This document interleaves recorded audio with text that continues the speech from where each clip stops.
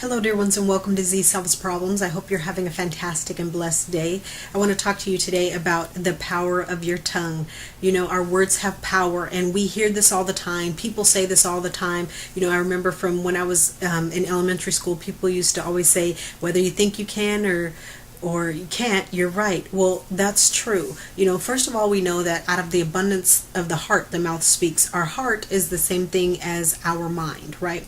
So if we're thinking in our mind that we can't, we're going to end up speaking that we can't, and that's going to create the realm that we live in. That's going to create the actual world environment that we live in and that we operate in from day to day. There's actually a scientific a scientific portion called quantum physics that proves that this is true, that the things that you speak begin to manifest.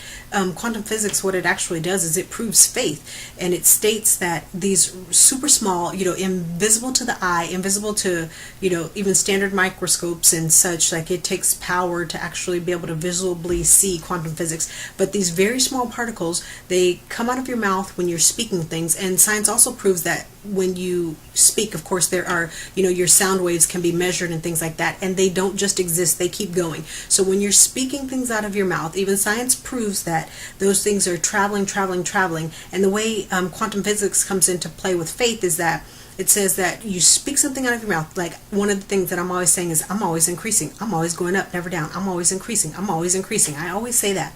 And those words that I speak go out, and they're looking for something of like matter, of like mind, okay? Because, trees produce after their own fruit. So I'm constantly saying I'm always increasing. And so those words are going out, and then when they come into contact with another piece of speech that also said Zari's always increasing, they hit each other and manifest. They begin to happen. And that's the world that I've created for myself.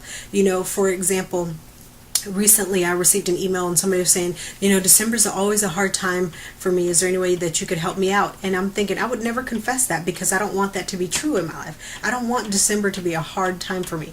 Like I said, I am always saying I'm always increasing. I'm always increasing. I've had a better first 2 weeks of December than I had a whole month of November. Why? Because I'm always increasing. I'm always increasing. I'm always increasing. And also because I'm always seeking, breakthrough. I'm always trying to make sure that I'm getting closer and chiseling through those hard things, those hard places in my soul that need to be set free so that I can live who I really am. Because when you're living who you really are, that's when your soul's able to breathe, it's able to prosper, it's healthy, and those things attract people. That type of life attracts someone else. When people see that you are living your authentic self, that your soul is healthy, that you are, the realm that you've created around you is one of positivity, of blessing, of faith, of great things, then that attracts them to you. And when they're attracted to you, they're going to want to be with you. They're going to want to invest in you. They're going to want to, make things happen so that they can be involved with you and stuff like that. So think about the words that you're speaking. If you look around your life and you're thinking, gosh, my family is always arguing, my family's always having problems, don't speak that anymore. Stop speaking those things and decide from now on you're going to create a realm around you that is positive and that is healthy and that's full of life, full of joy, full of great things. And then as you begin to change, people around you are going to say, well, how did you do that? You give them that same tidbit. Tell them what you did. That's basically sharing your testimony. Tell them what you did. How did you change your life? How did you change the world that you're walking in? How did you change that realm that encompasses you? And then they're going to follow your advice, and it's just going to spread all over the place, and your family's going to be excellent. You're going to be excellent. Everybody you come in contact with is going to be excellent because they're going to want what you have. And I'm a witness of that. As a mentor, that's one of the things that I can help you do. I am somebody who uses laser focus. I dig in and look at those dark places and I say, okay, well, this is what you need to work on.